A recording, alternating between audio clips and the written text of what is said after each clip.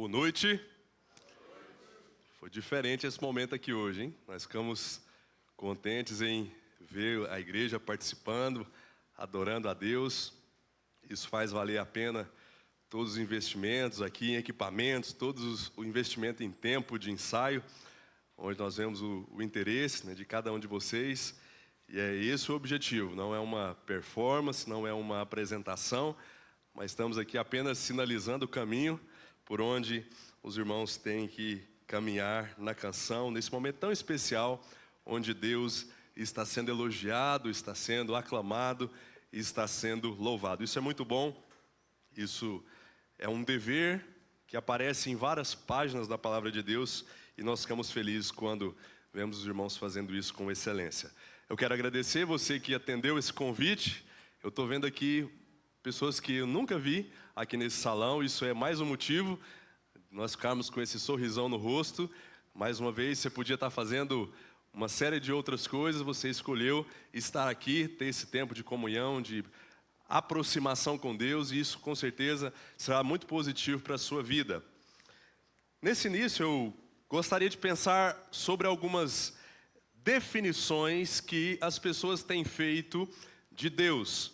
Muitos não conseguem mais hoje fazer uma definição correta e coerente de quem é Deus, o que Ele pensa, a sua vontade, as suas ordens, os seus caráteres, as suas qualidades. Muitos dizem assim: não, eu não acredito que exista, por exemplo, o inferno, porque um Deus que ama, um Deus que é bom, não pode punir pessoas, Ele não pode castigar pessoas, Ele não pode ficar irado. Isso não combina, isso não tem nada a ver, isso não faz sentido. Um Deus que ama não puniria pessoas, ainda mais, igual algumas pessoas dizem por aí, por toda a eternidade. Não faz sentido. Eu peco aqui 70, 80 anos e vou ter que pagar por toda a eternidade. Nunca vai ter fim, nunca vai chegar a um final de história. Não, isso não é certo. Esse Deus não é o Deus que eu conheço, o Deus que eu amo.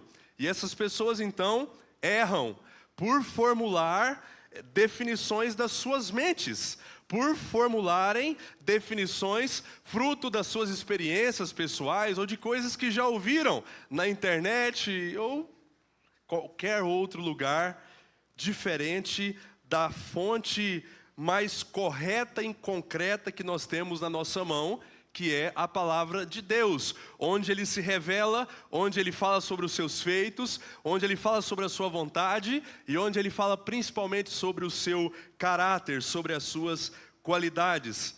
Então, no meio de toda essa confusão, o papel de uma igreja correta, uma igreja verdadeira, é apresentar definições bíblicas, definições compatíveis com esse livro, quando nós estamos pensando sobre o caráter de Deus. E aí o nosso dever é equilibrar essas coisas. E por isso nós estamos aqui constantemente, como acabamos de cantar nessa última canção, falando sim da bondade de Deus, da sua misericórdia, da sua graça, do seu amor, mas também precisamos de tempo em tempo falar sobre a sua santidade, como cantamos, falar sobre a sua justiça, como falaremos nessa noite. O nosso papel nessa noite é pensar um pouco sobre esse outro lado da moeda. Eu quero que você abra a sua Bíblia comigo. Você que não trouxe pode acompanhar aqui no projetor. Salmo 7. Nós vamos ler poucos versos, só do verso 11 até o verso 13, de onde nós vamos tirar aqui pelo menos 5 informações muito importantes sobre o posicionamento de Deus em relação às suas criaturas, um pouco sobre o seu caráter e um pouco sobre o seu armamento que nós vemos aqui nessa passagem. Salmo 7, verso 11 até o verso 13.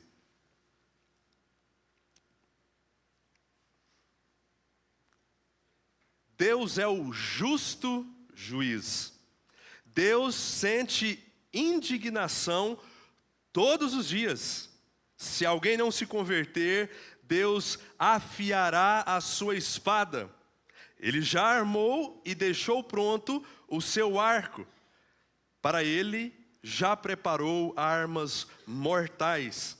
fez as suas setas inflamadas. Nós vamos ler mais uma vez essa passagem. Deus é o justo juiz. Ele sente indignação todos os dias. Se alguém não se converter, Deus afiará a sua espada. Ele já armou e deixou pronto o seu arco. Para ele já preparou armas mortais e fez as suas setas inflamadas. Somente até aqui, e que Deus possa estar nos dando o esclarecimento, a facilidade de compreensão necessária nessa noite. Amém? Nós vamos então pensar nessa noite sobre o justo juiz de todo o universo, não o Alexandre de Moraes, que infelizmente pensa que talvez é o maior de todos os tempos, o mais poderoso, o mais esperto, o mais inteligente, mas vamos pensar sobre a pessoa de Deus. Como fica claro na leitura, nós vamos observar primeiro o cenário jurídico que nós acabamos de ler, onde ele fala sobre esse aspecto de Deus, e depois um ambiente mais militar. Nós temos esses dois aspectos aqui. As duas primeiras partes da mensagem nós vamos pensar sobre esta questão mais jurídica, e depois as últimas três nós vamos observar esse cenário militar, de guerra, de batalha, de instrumentos de guerra.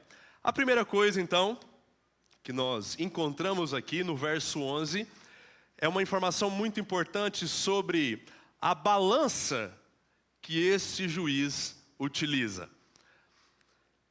Em nosso tempo, por mais que não seja rápido e simples, se você for dedicado, se você se esforçar e estudar muito, você pode conseguir esse título.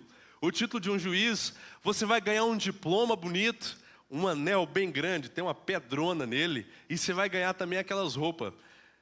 Eu não acho muito bonito, mas você vai ganhar aquelas roupas diferentes, né? Parece um vestidão, tampa toda ali, o corpo do camarada. Você vai ter um monte de pessoas ali disposto a te servir, arrumar o seu cabelo, passar até um pozinho na cara se for preciso, para você estar sempre bem apresentado. Você pode conseguir isso, esse título, essa posição, uma cadeira bem macia, que você apertar um botãozinho, talvez faz até uma massagem ali, para você não ficar irritado durante as audiências. Mas, na prática, nós vemos que a justiça desenvolvida por esses indivíduos, na verdade, por todos nós, até o melhor dos seres humanos, ocupando essa função, não vai apresentar a justiça na sua plenitude. E nós sempre vemos frações de justiça que são falhas, que são corrompidas, que são incompletas, que são distorcidas, porque esses homens, muitas vezes, estão utilizando balanças defeituosas. Defeituosas porque são compradas muitas vezes com dinheiro de propina. Defeituosas porque são auferidas muitas vezes com base no relacionamento entre o juiz e o réu. Então, existe uma certa parcialidade. Um indivíduo recebe uma dose de punição, mesmo não merecendo, talvez um ato simples, não precisava de um peso tão grande, mas ele recebe uma punição gigantesca. Enquanto outro indivíduo que fez coisas terríveis, aberrações, recebe um tapinha nas costas e pode cumprir a sua sentença em liberdade. Ou às vezes, balanças que fica bem pertinho de estar bem calibrada, de pesar do jeito certo, mas por falta de informações, muitas vezes por falta de provas, por falta de evidências, esse juiz não consegue tomar uma decisão correta, uma decisão completa, porque falta a ele conhecimento. E por esses motivos que eu mencionei aqui rapidamente, eu tenho certeza que assim como eu, você não acredita mais em justiça. E eu não estou falando simplesmente do nosso país, que é referência em justiça, mas quando nós olhamos para todo mundo, não vamos conseguir contemplar, como eu disse já, em sua plenitude, na sua totalidade, a verdadeira justiça. Porém, o salmista fala de um juiz que utiliza uma balança que foi auferida pelo Imetro. E nela não existe a mínima possibilidade de erros. Ela é extremamente precisa, porque o salmista diz que existe um juiz diferente de todos que nós já vimos aqui na terra, que é justo. E essa informação de que ele não é apenas um juiz, mas que é um justo juiz, que julga com justiça, que julga corretamente, um juiz que não erra, um juiz que não se vende, um juiz que não tem preferidos, um juiz que não precisa de provas, que não precisa de evidências, que não precisa de testemunhas. Essa informação é extremamente perigosa para a humanidade.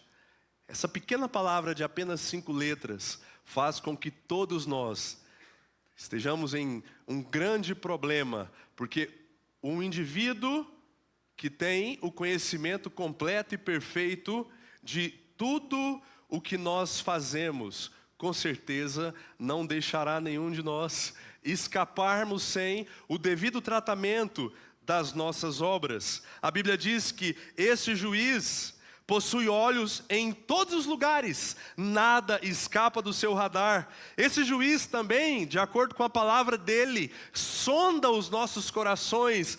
Ele consegue averiguar até o mais íntimo do nosso ser, das nossas mentes. Ele consegue identificar motivações erradas. E até quando parece que a gente está fazendo uma coisa boa, opa, tem aí uma motivação errada por detrás. E essa boa obra deixa de ser boa e passa a ser um pecado contra Deus, porque está fazendo com talvez a intenção de nós nos autopromovermos e conseguirmos glória para nós mesmos.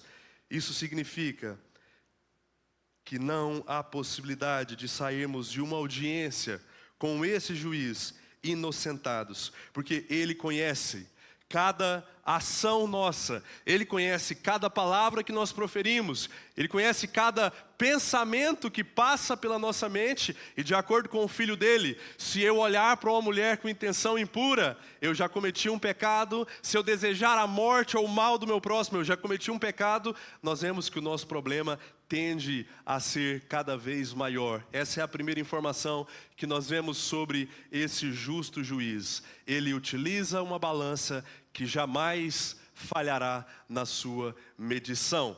Não para por aqui. E em segundo lugar, o salmista ainda no verso 11 falará um pouco sobre o coração desse juiz. Ele vai destacar aqui uma emoção que está presente continuamente no coração desse juiz. Olha como ele diz isso.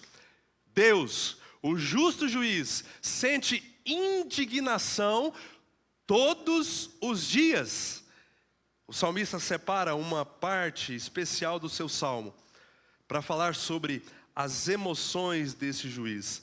E novamente essa informação choca com aquilo que nós pensamos na introdução. Contraria muitas pessoas que acreditam apenas no Deus da Disney, aquele Deus bonzinho, amoroso e legal, que no final das contas, assim como nos filmes, vai fazer com que tudo termine bem e nós vivamos felizes para sempre. Não é essa visão que o salmista tem de Deus. Enquanto ele contempla dos céus as nossas obras, enquanto ele contempla dos céus, ele vê tudo, a nossa rebeldia, os nossos pecados, o texto diz que ele fica furioso, ele fica indignado, ele fica revoltado, irado. Se eu e você, quando nós vimos uma injustiça acontecendo, se a gente já fica pilhado, não é?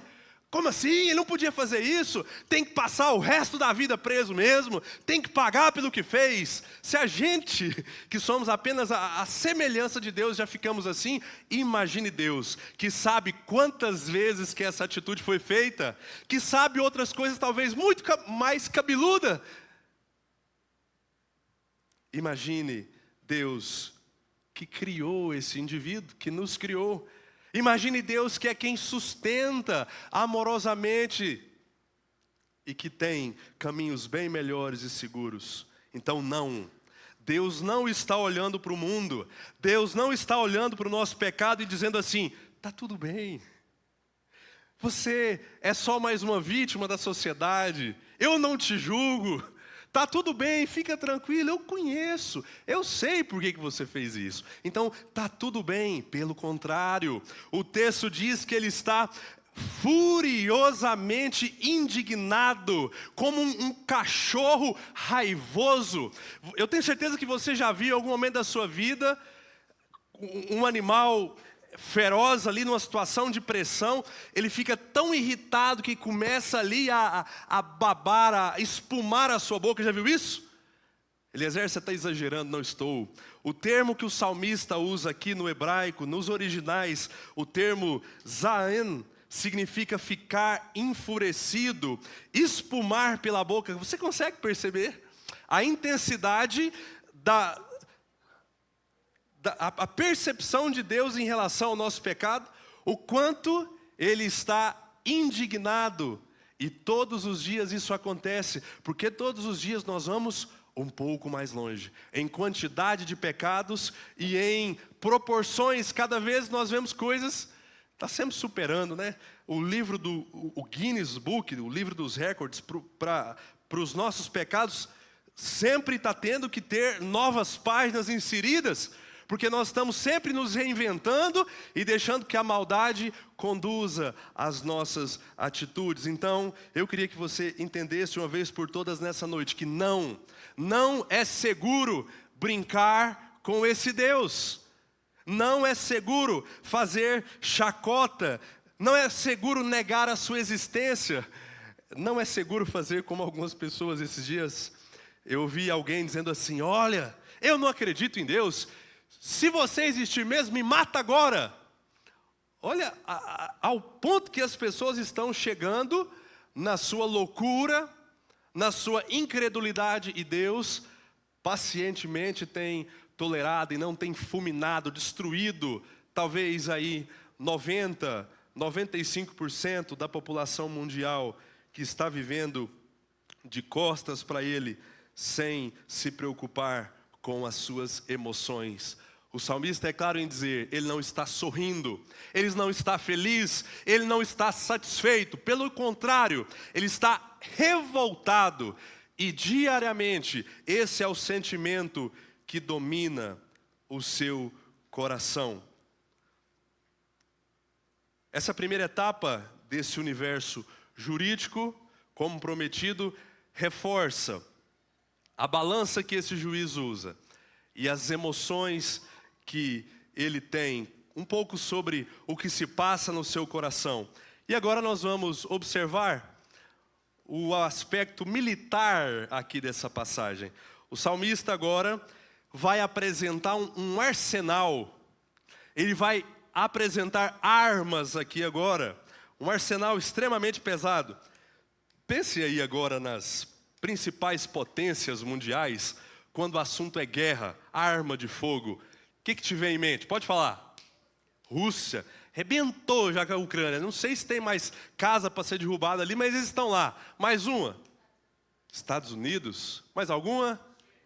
China. O pessoal lá, né? Coreia do Norte também. Só que nada disso, meus irmãos, se compara ao que nós vamos ver aqui agora. O salmista está vivendo alguns milhares de anos atrás e não existiam as armas que nós temos hoje. Ele vai então pensar, talvez não, com toda certeza, nas mais poderosas daquele tempo. Se fosse hoje, talvez ele iria mencionar aqui nessa passagem que nós acabamos de ler, tanques de guerra. Talvez ele iria mencionar mísseis. Tem uns drones agora, né, que mata mesmo, chega de longe ali, pá, acabou. Ou talvez esse caça americano. Esse camarada aqui mede 21 metros. Para construir um dele é preciso de 11 bilhões, bilhões mesmo, de dólares. Existem poucas unidades no mundo. Ele pode alcançar mais de 1.000 quilômetros por hora. Nenhum radar consegue identificá-lo ou parar. Foi esse camarada aqui que fez aquele tempo de trégua lá na guerra que a gente estava contemplando entre Israel e os seus vizinhos. Se fosse nesse tempo, nós iríamos ler essas armas. Esse é o B2 espírito. Mas como nós estamos falando de um tempo bem remoto, o salmista vai utilizar as armas que existiam naquele tempo. E ele começa, não poderia ser diferente, com a arma mais letal, a mais destrutiva, a que tirava mais vidas naquele tempo, onde as guerras aconteciam, como acontecem hoje, só que em uma proporção maior. Estamos falando de um mundo ainda que não era tão civilizado como hoje, e constantemente as pessoas estavam matando e morrendo nas guerras. Ele utiliza então, antes da existência da pólvora, a espada, a arma que mais tirava vidas naquele tempo. E ele faz questão de mostrar que Deus está se preparando para a batalha. Ele diz, olha, pecadores, vocês que estão vivendo em rebeldia contra Ele, observe, Ele está prestes a afiar. Se você não se converter, se você não mudar o seu posicionamento em relação a Deus e as leis dEle, Ele está afiando a sua espada. Ele está se preparando para um ataque, Ele está se preparando para punir, Ele está preparando-se para castigar. Em outras passagens do Novo Testamento, nós vemos a presença desse mesmo instrumento, desse mesmo equipamento. Alguns autores falam sobre uma característica dessa espada. Eles falam dela ser de 2 gumes. Isso significa que essa espada, por mais que a gente está falando aqui de forma figurada, ela corta de ambos os lados. Em outras palavras, se nós tentarmos fugir dela para a direita, lá estará ela, pronta para nos ferir. Se nós tentarmos fugir para a esquerda, lá estará ela, pronta para nos ferir. Não há como escapar. Não há como fugir de um Deus onipotente e que está muito bem equipado.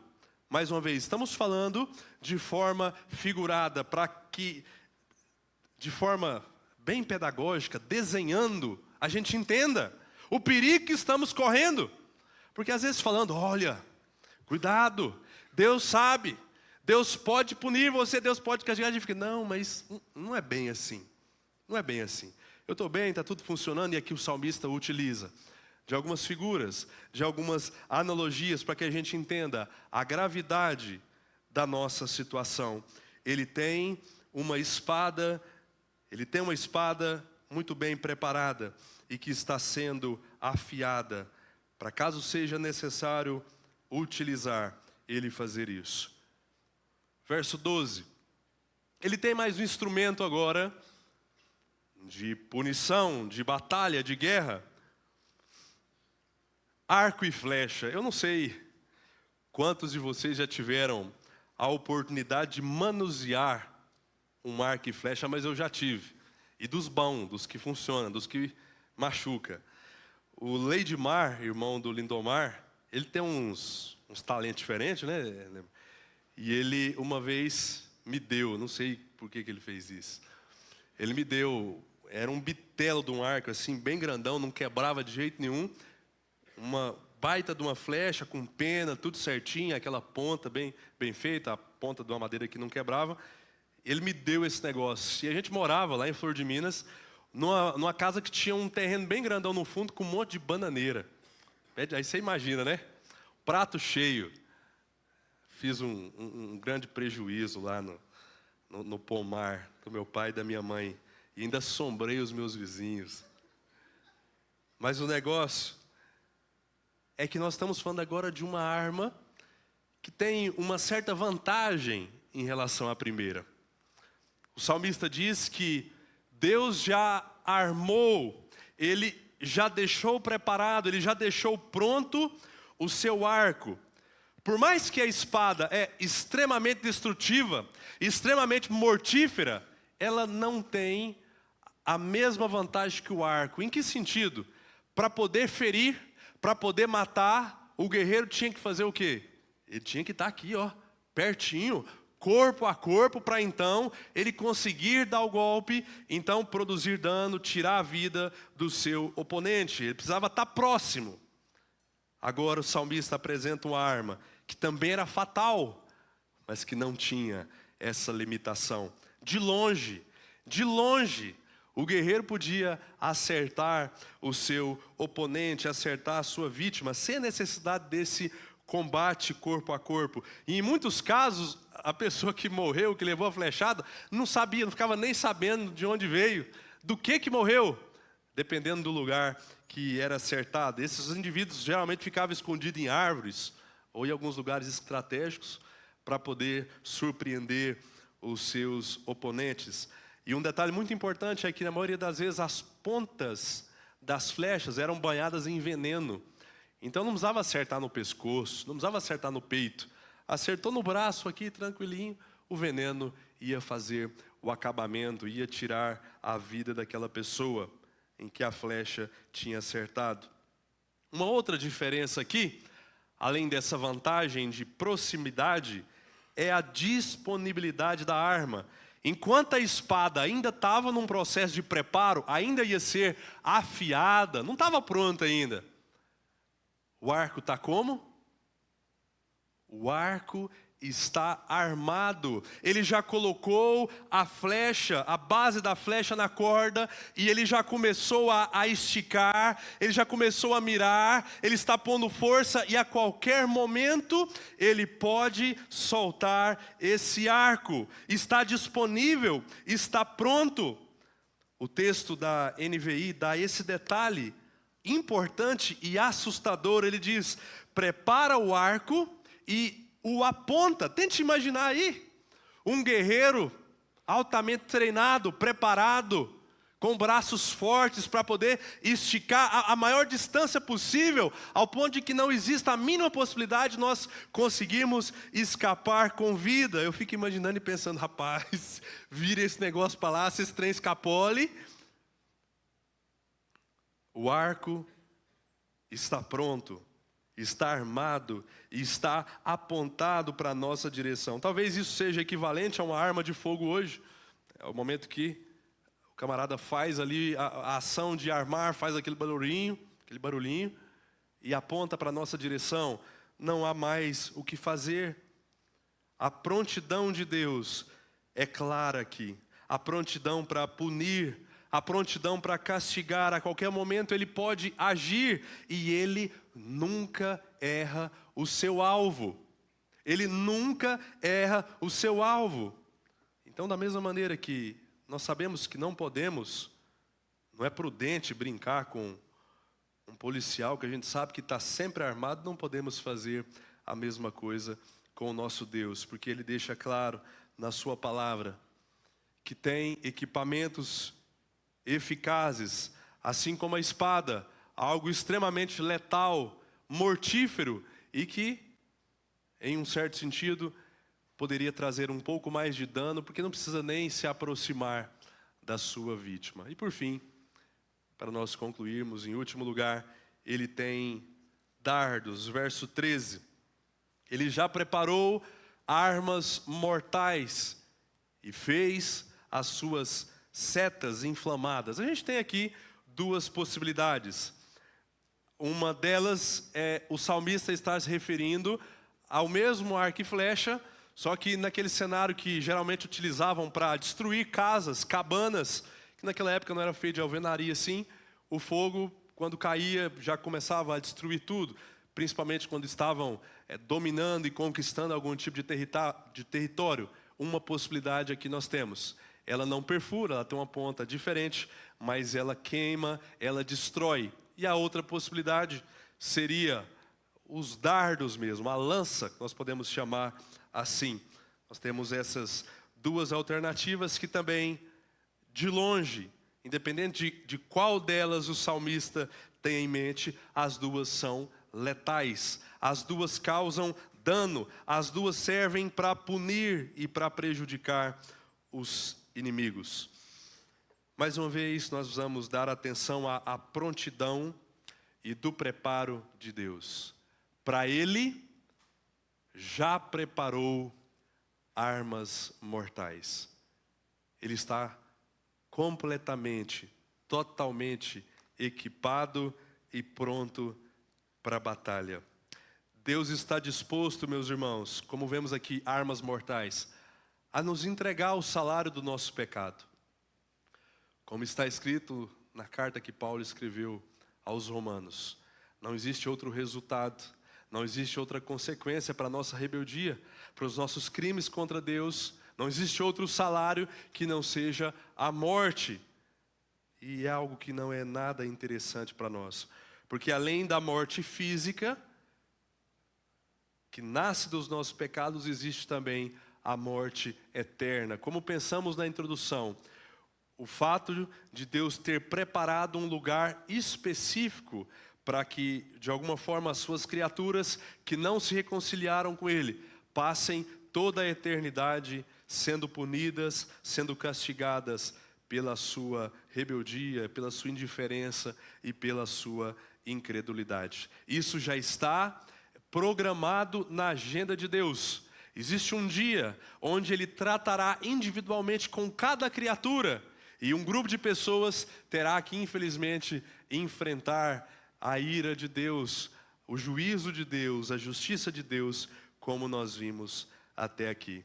Eu quero concluir essa nossa mensagem nessa noite, talvez respondendo a um pensamento que pode estar no seu coração agora. Eliezer, eu consegui entender e perceber o perigo que eu estou correndo. Talvez você está dizendo, eu entendi que Deus está vindo. Ele está vindo na minha direção. Eu entendi que Ele está vindo fortemente armado.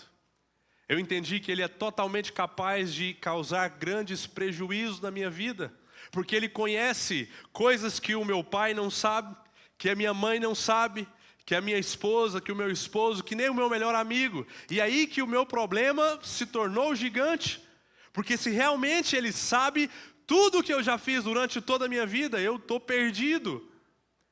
A pergunta que talvez está no seu coração nessa noite é: será que existe alguma forma de escapar dessa realidade? Existe uma saída para essa mensagem sombria e escura? Existe algo que eu possa fazer? Eu não quero experimentar essas armas mortais, eu não quero a condenação eterna, eu não quero o lago de fogo, eu não quero ter que viver por toda a eternidade sendo atormentado e punido pelos meus pecados. Existe como escapar? A resposta que a Bíblia tem é que não há como terminar essa história sem morte. Não há como terminar essa história sem punição. Na verdade, esse é o único jeito de conseguirmos escapar. Morte e punição é a única saída que nós temos, mas felizmente não a nossa morte. Felizmente não nós sermos punidos, felizmente não nós sermos castigados, porque a palavra de Deus diz que há quase 2000 anos atrás, Deus em toda a sua sabedoria e perfeição, instituiu e criou um plano, onde o filho dele, o único filho que ele tinha, santo, perfeito, que nunca cometeu um ato de infração sequer contra ele, ele foi enviado a esse mundo. E o que Deus fez? Como Deus pôde criar uma solução para mim e para você? O texto diz que Jesus foi traspassado por causa das nossas transgressões. Lembre-se da espada. A espada entra em cena porque Deus, através das mãos do Império Romano, naquela cruz terrível e assombrosa, Ele traspassou, Ele perfurou. O texto continua dizendo que Ele esmagou, Ele destruiu e matou o seu filho. Ele castigou e matou o seu filho, para que a morte dele, para que a punição que ele recebeu pudesse nos beneficiar. Acontece na cruz essa substituição, onde todos os meus pecados, os seus, são transferidos para a conta dele, para os ombros dele. Por isso Deus age com tamanha indignação. Por mais que era o seu próprio filho, Ele não teve misericórdia. Ele deu as costas enquanto o seu filho estava gritando e pedindo por socorro, porque ele estava, como nós lemos, revoltado. Ele estava furioso, ele estava espumando pela boca de ódio do pecado. Mas felizmente Ele direcionou toda a sua fúria, toda a sua ira, todo o seu juízo, não para nós, mas Ele direcionou para o seu Filho. E só então, nós podemos ter a possibilidade de termos os nossos pecados completamente perdoados. Só através dessa forma nós temos a condição de nos reconciliarmos com esse poderoso general, com esse grandioso juiz, com esse único, verdadeiro e poderoso Deus. Só assim nós temos garantia de que Ele vai nos integrar na sua família. Olha só, nós deixamos de ser taxados como inimigos, perdidos, condenados, e agora Ele diz: aquele que aceita a obra do meu Filho, aqueles que crerem no que Ele fez, têm o direito, têm o poder de serem transformados em filhos, em meus filhos, conseguem receber agora uma nova certidão de nascimento. E ainda Ele garante, ao invés de nos dar o que nós merecíamos, ao invés de nos dar um inferno como nosso destino eterno, Ele tem a nos oferecer o céu, o paraíso, um lugar perfeito e que está acima de qualquer coisa que nós, com a nossa imaginação fértil, ou até mesmo as inteligências artificiais agora, que tentam reproduzir, talvez como será o céu, como serão as ruas. Nós não conseguimos nem imaginar, nem uma fração do que nós receberemos ali. Tudo isso através dessa obra completa e perfeita que Jesus realizou. Eu sei que você não estava lá para ver nenhum dos milagres. Você não teve o privilégio de ouvir os sermões da boca dele. Você não viu ele morrer e 3 dias depois estar vivo andando entre os seus discípulos. Mas a Bíblia, a palavra de Deus, te garante, que se você crer, depositando inteiramente a sua confiança, totalmente a sua esperança nessa obra, essa única obra, nesse sacrifício, esse único sacrifício, Deus está disposto a te perdoar totalmente, completamente de todos os seus pecados. Decida isso hoje. Decida renunciar à sua vida atual, uma vida talvez de indiferença, de rebeldia, como vimos até aqui, de incredulidade. Talvez você até já tinha ouvido essa mensagem, conhecia um pouco sobre o caráter de Deus, mas ainda sem dar a importância, sem entender o perigo real que você está correndo. E hoje você pôde ver de uma forma muito clara, pedagógica, simples, o salmista desenhando para nós todo o perigo que talvez você ainda está correndo. A intenção de Deus, a intenção dessa igreja, a minha intenção nessa noite, não é fazer com que você vá embora daqui assustado, amedrontado, decepcionado com o conteúdo da mensagem. Talvez você chegou aqui com outras intenções, mas o objetivo único que nós vemos aqui nessa passagem, e o verso 12 deixa isso claro, de comunicar todas essas ameaças, e não existe outra palavra, é a sua conversão. O texto diz no verso 12, se alguém não se converter, observe que isso é um aviso, é um alerta, é uma informação solene, maravilhosa, de compaixão. Ele está avisando, você hoje aqui está vivo, você está tendo essa oportunidade, você ouviu a mensagem, e agora, se converta. Verso 12, se converta, ou então eu utilizarei o meu arsenal. Converta-se, ou então eu exercerei a minha justiça. Eu irei até você, irei utilizar o meu armamento. Que não seja essa a realidade de ninguém que está aqui nessa noite, ou talvez você que está nos acompanhando por essa transmissão. A pergunta que precisa ser sempre feita, no final de um momento como esse, novamente ecoa. Existe alguém nessa noite que entrou aqui, ainda em guerra com Deus, sem dar esse passo de reconciliação, sem se arrepender, sem crer, sem confiar no que Cristo fez? Existe alguém disposto a dar esse passo, um passo decisivo de mudança, de transformação, de renúncia, para começar a partir de hoje uma nova vida? Se a sua resposta for sim, nós gostaríamos que você compartilhasse essa decisão conosco. Talvez, se você ainda tem dúvidas, estamos aqui à disposição e temos todo o tempo do mundo para que você vá em paz para a sua casa, sabendo que se o amanhã não for realidade para você, você está em paz com Deus e sabendo do seu destino eterno. Amém.